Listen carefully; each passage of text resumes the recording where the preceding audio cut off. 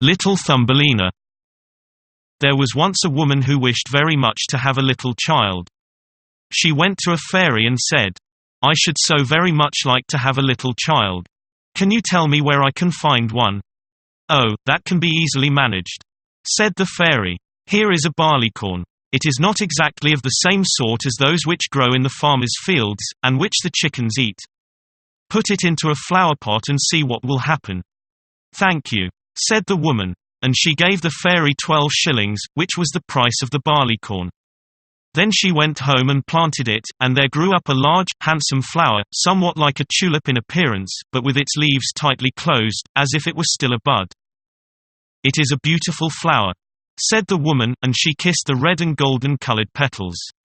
And as she did so the flower opened, and she could see that it was a real tulip. But within the flower, upon the green velvet stamens, sat a very delicate and graceful little maiden. She was scarcely half as long as a thumb, and they gave her the name of Little Thumb, or Thumbelina, because she was so small. A walnut shell, elegantly polished, served her for a cradle. Her bed was formed of blue-violet leaves, with a rose leaf for a counterpane. Here she slept at night, but during the day she amused herself on a table, where the peasant wife had placed a plate full of water. Round this plate were wreaths of flowers with their stems in the water, and upon it floated a large tulip leaf, which served the little one for a boat. Here she sat and rowed herself from side to side, with 2 oars made of white horsehair. It was a very pretty sight. Thumbelina could also sing so softly and sweetly that nothing like her singing had ever before been heard. One night, while she lay in her pretty bed, a large, ugly, wet toad crept through a broken pane of glass in the window and leaped right upon the table where she lay sleeping under her rose-leaf quilt. "What a pretty little wife this would make for my son," said the toad, and she took up the walnut shell in which Thumbelina lay asleep, and jumped through the window with it, into the garden. In the swampy margin of a broad stream in the garden lived the toad with her son. He was uglier even than his mother. And when he saw the pretty little maiden in her elegant bed, he could only cry, "Croak, croak, croak. Don't speak so loud, or she will wake," said the toad. "And then she might run away, for she is as light as swan's down. We will place her on one of the water lily leaves out in the stream. It will be like an island to her, she is so light and small, and then she cannot escape. And while she is there we will make haste and prepare the stateroom under the marsh, in which you are to live when you are married." Far out in the stream grew a number of water lilies with broad green leaves which seemed to float on the top of the water.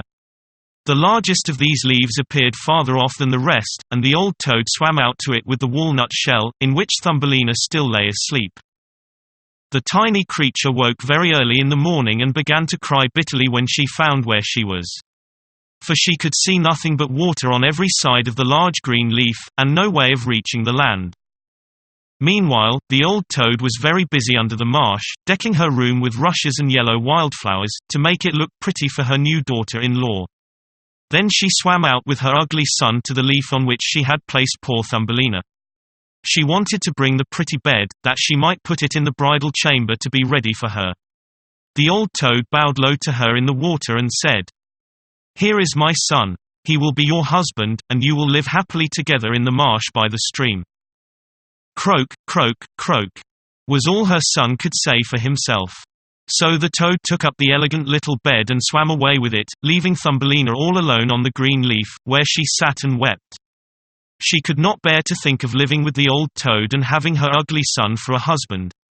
The little fishes who swam about in the water beneath had seen the toad and heard what she said, so now they lifted their heads above the water to look at the little maiden. As soon as they caught sight of her they saw she was very pretty, and it vexed them to think that she must go and live with the ugly toads. No, it must never be. So they gathered together in the water, round the green stalk which held the leaf on which the little maiden stood, and gnawed it away at the root with their teeth. Then the leaf floated down the stream, carrying Thumbelina far away out of reach of land. Thumbelina sailed past many towns, and the little birds in the bushes saw her and sang, "What a lovely little creature." So the leaf swam away with her farther and farther, till it brought her to other lands. A graceful little white butterfly constantly fluttered round her and at last alighted on the leaf. The little maiden pleased him. And she was glad of it, for now the toad could not possibly reach her, and the country through which she sailed was beautiful, and the sun shone upon the water till it glittered like liquid gold. She took off her girdle and tied one end of it round the butterfly, fastening the other end of the ribbon to the leaf, which now glided on much faster than before, taking Thumbelina with it as she stood. Presently a large cockchafer flew by. The moment he caught sight of her he seized her round her delicate waist with his claws and flew with her into a tree. The green leaf floated away on the brook, and the butterfly flew with it, for he was fastened to it and could not get away. Oh, how frightened Thumbelina felt when the cockchafer flew with her to the tree. But especially was she sorry for the beautiful white butterfly which she had fastened to the leaf, for if he could not free himself he would die of hunger. But the cockchafer did not trouble himself at all about the matter. He seated himself by her side, on a large green leaf, gave her some honey from the flowers to eat, and told her she was very pretty, though not in the least like a cockchafer.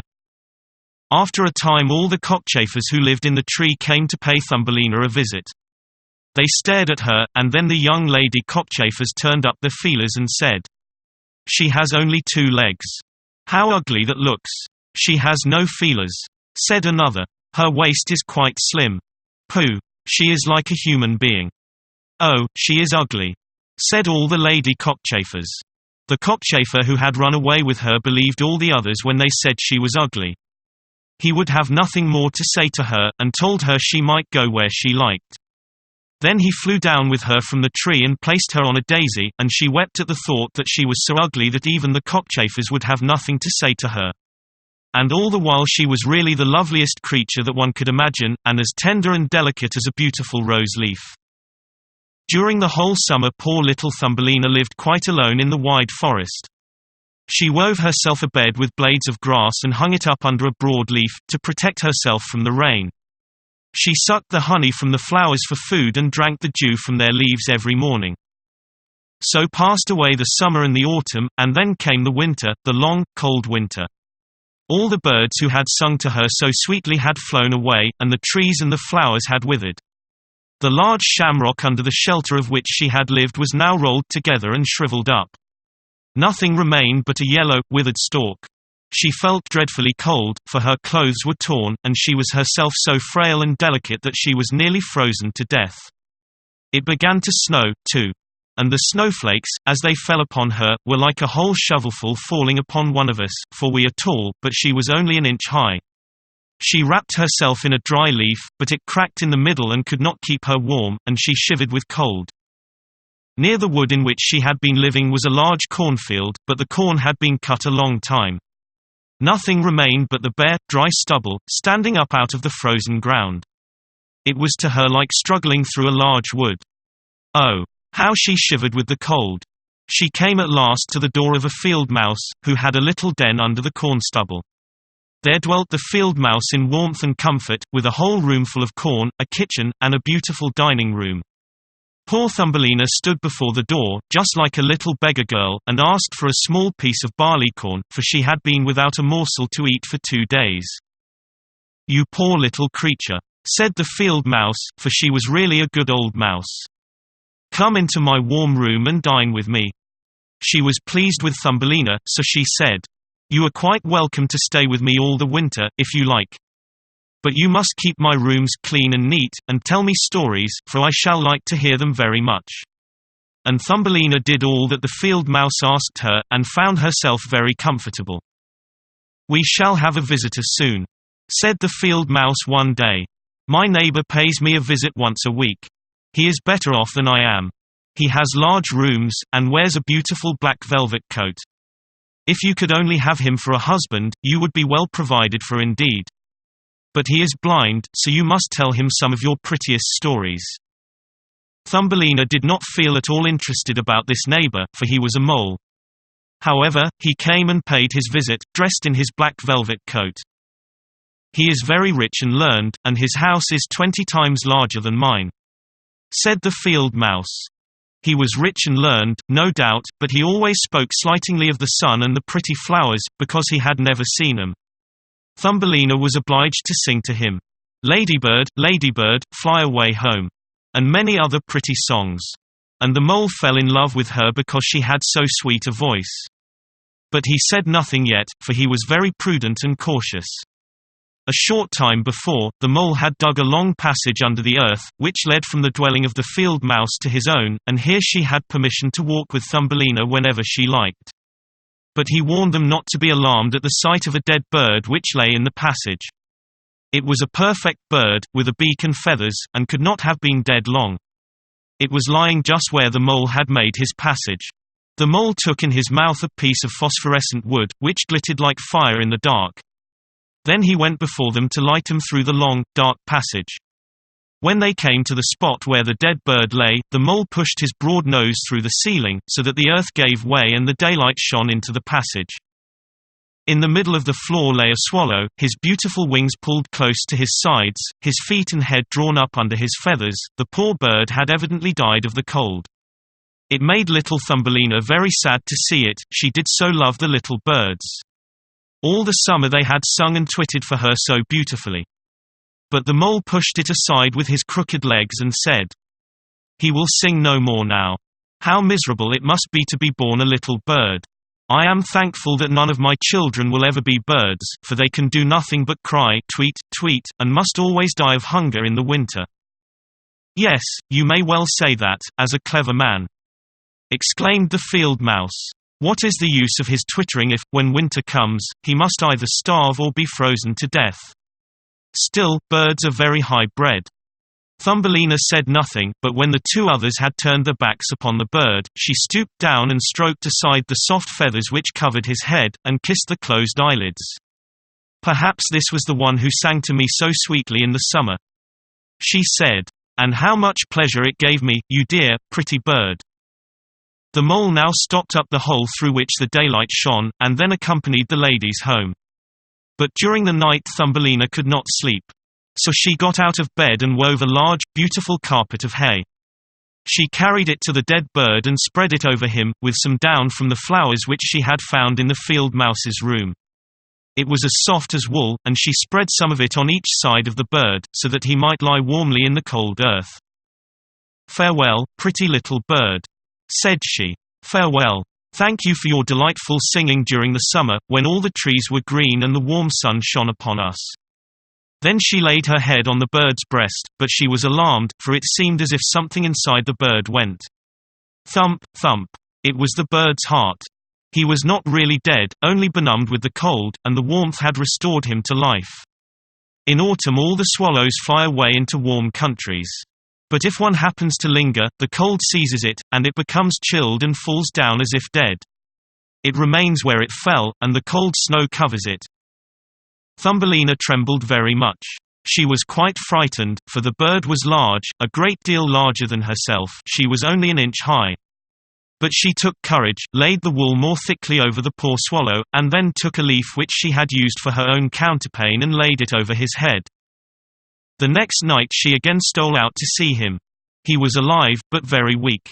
He could only open his eyes for a moment to look at Thumbelina, who stood by, holding a piece of decayed wood in her hand, for she had no other lantern. "Thank you, pretty little maiden," said the sick swallow. "I have been so nicely warmed that I shall soon regain my strength and be able to fly about again in the warm sunshine." "Oh," said she, "it is cold out of doors now. It snows and freezes. Stay in your warm bed. I will take care of you." She brought the swallow some water in a flower leaf. And after he had drunk, he told her that he had wounded one of his wings in a thornbush and could not fly as fast as the others, who were soon far away on their journey to warm countries. At last he had fallen to the earth, and could remember nothing more, nor how he came to be where she had found him. All winter the swallow remained underground, and Thumbelina nursed him with care and love. She did not tell either the mole or the field mouse anything about it, for they did not like swallows. Very soon the springtime came, and the sun warmed the earth. Then the swallow bade farewell to Thumbelina, and she opened the hole in the ceiling which the mole had made. The sun shone in upon him so beautifully that the swallow asked her if she would go with him. She could sit on his back, he said, and he would fly away with her into the green woods. But she knew it would grieve the field mouse if she left her in that manner, so she said, "No, I cannot." "Farewell, then, farewell, you good, pretty little maiden," said the swallow, and he flew out into the sunshine. Thumbelina looked after him, and the tears rose in her eyes. She was very fond of the poor swallow. "Tweet, tweet," sang the bird, as he flew out into the green woods, and Thumbelina felt very sad. She was not allowed to go out into the warm sunshine. The corn which had been sowed in the field over the house of the field mouse had grown up high into the air and formed a thick wood to Thumbelina, who was only an inch in height. "You are going to be married, little one," said the field mouse. "My neighbor has asked for you. What good fortune for a poor child like you. Now we will prepare your wedding clothes. They must be woolen and linen. Nothing must be wanting when you are the wife of the mole." Thumbelina had to turn the spindle, and the field mouse hired 4 spiders, who were to weave day and night. Every evening the mole visited her and was continually speaking of the time when the summer would be over. Then he would keep his wedding day with Thumbelina. But now the heat of the sun was so great that it burned the earth and made it hard, like stone. As soon as the summer was over, the wedding should take place. But Thumbelina was not at all pleased, for she did not like the tiresome mole. Every morning when the sun rose and every evening when it went down, she would creep out at the door. And as the wind blew aside the ears of corn so that she could see the blue sky, she thought how beautiful and bright it seemed out there, and wished so much to see her dear friend, the swallow, again. But he never returned, for by this time he had flown far away into the lovely green forest. When autumn arrived, Thumbelina had her outfit quite ready, and the field mouse said to her, "In 4 weeks the wedding must take place." Then she wept and said she would not marry the disagreeable mole. "Nonsense," replied the field mouse. "Now don't be obstinate, or I shall bite you with my white teeth. He is a very handsome mole. The queen herself does not wear more beautiful velvets and furs. His kitchens and cellars are quite full. You ought to be very thankful for such good fortune." So the wedding day was fixed, on which the mole was to take her away to live with him, deep under the earth, and never again to see the warm sun, because he did not like it. The poor child was very unhappy at the thought of saying farewell to the beautiful sun, and as the field mouse had given her permission to stand at the door, she went to look at it once more. "Farewell, bright sun," she cried, stretching out her arm towards it. And then she walked a short distance from the house, for the corn had been cut, and only the dry stubble remained in the fields. "Farewell, farewell," she repeated, twining her arm around a little red flower that grew just by her side. "Greet the little swallow from me, if you should see him again." "Tweet, tweet," sounded over her head suddenly. She looked up, and there was the swallow himself flying close by. As soon as he spied Thumbelina, he was delighted. She told him how unwilling she was to marry the ugly mole, and to live always beneath the earth, never more to see the bright sun. And as she told him, she wept. "Cold winter is coming," said the swallow, "and I am going to fly away into warmer countries. Will you go with me? You can sit on my back and fasten yourself on with your sash. Then we can fly away from the ugly mole and his gloomy rooms, far away, over the mountains, into warmer countries, where the sun shines more brightly than here. Where it is always summer, and the flowers bloom in greater beauty. Fly now with me, dear little one. You saved my life when I lay frozen in that dark, dreary passage." "Yes, I will go with you," said Thumbelina. And she seated herself on the bird's back, with her feet on his outstretched wings, and tied her girdle to one of his strongest feathers. The swallow rose in the air and flew over forest and over sea, high above the highest mountains, covered with eternal snow. Thumbelina would have been frozen in the cold air, but she crept under the bird's warm feathers, keeping her little head uncovered, so that she might admire the beautiful lands over which they passed. At length they reached the warm countries, where the sun shines brightly and the sky seems so much higher above the earth. Here on the hedges and by the wayside grew purple, green, and white grapes, lemons and oranges hung from trees in the fields, and the air was fragrant with myrtles and orange blossoms. Beautiful children ran along the country lanes, playing with large gay butterflies. And as the swallow flew farther and farther, every place appeared still more lovely. At last they came to a blue lake, and by the side of it, shaded by trees of the deepest green, stood a palace of dazzling white marble, built in the olden times. Vines clustered round its lofty pillars, and at the top were many swallows' nests, and one of these was the home of the swallow who carried Thumbelina. "This is my house," said the swallow. "But it would not do for you to live there, you would not be comfortable. You must choose for yourself one of those lovely flowers, and I will put you down upon it, and then you shall have everything that you can wish to make you happy." "That will be delightful," she said, and clapped her little hands for joy. A large marble pillar lay on the ground, which, in falling, had been broken into 3 pieces. Between these pieces grew the most beautiful large white flowers, so the swallow flew down with Thumbelina and placed her on one of the broad leaves. But how surprised she was to see in the middle of the flower a tiny little man, as white and transparent as if he had been made of crystal. He had a gold crown on his head, and delicate wings at his shoulders, and was not much larger than was she herself. He was the angel of the flower, for a tiny man and a tiny woman dwell in every flower, and this was the king of them all. "Oh, how beautiful he is!" whispered Thumbelina to the swallow. The little prince was at first quite frightened at the bird, who was like a giant compared to such a delicate little creature as himself. But when he saw Thumbelina he was delighted and thought her the prettiest little maiden he had ever seen. He took the gold crown from his head and placed it on hers, and asked her name and if she would be his wife and queen over all the flowers. This certainly was a very different sort of husband from the son of the toad, or the mole with his black velvet and fur, so she said yes to the handsome prince. Then all the flowers opened, and out of each came a little lady or a tiny lord, all so pretty it was quite a pleasure to look at them. Each of them brought Thumbelina a present. But the best gift was a pair of beautiful wings, which had belonged to a large white fly, and they fastened them to Thumbelina's shoulders, so that she might fly from flower to flower. Then there was much rejoicing, and the little swallow, who sat above them in his nest, was asked to sing a wedding song, which he did as well as he could. But in his heart he felt sad, for he was very fond of Thumbelina and would have liked never to part from her again.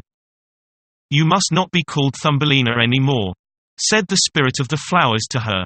"It is an ugly name, and you are so very lovely. We will call you Maya. Farewell, farewell," said the swallow, with a heavy heart, as he left the warm countries, to fly back into Denmark. There he had a nest over the window of a house in which dwelt the writer of fairy tales. The swallow sang, "Tweet, tweet," and from his song came the whole story.